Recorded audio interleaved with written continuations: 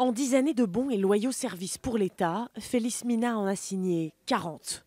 40 CDD renouvelés les uns après les autres, sans jamais obtenir de CDI. Donc 2002, 2003, 2006, 2007, 2008, 2009. Des états de service irréprochables et pourtant 10 ans à boucher les trous dans le planning. Quand les autres partent en congé, sa situation financière a vite dérapé. Les périodes de chômage n'étaient indemnisées parfois qu'en octobre ou novembre, alors que j'étais au chômage en juillet-août. Ça a créé une situation de dette. J'ai eu 3 crédits à la consommation pour pouvoir élever mes enfants dignement. Je serais à la rue si les crédits ne m'avaient pas été acceptés. Mais ce qui est l'enfer du CDD pour certains est parfois une obligation pour d'autres. Dans cette école privée, c'est encore la seule façon de remplacer un professeur absent. C'est un CDD signé cette année pour 3 mois pour remplacer un professeur en maladie.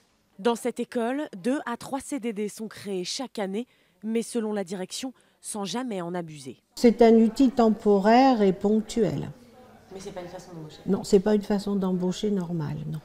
Peut-être pas une façon d'embaucher, mais cette avocate le voit de plus en plus souvent. CDD égale parfois période d'essai. Le fait de les avoir encadrés et d'avoir limité le nombre et les possibilités de recours au CDD permet aussi à certaines sociétés ensuite d'embaucher en CDI, ce qui peut aussi être une bonne chose. Aujourd'hui en France, 90% des embauches commencent effectivement par un CDD.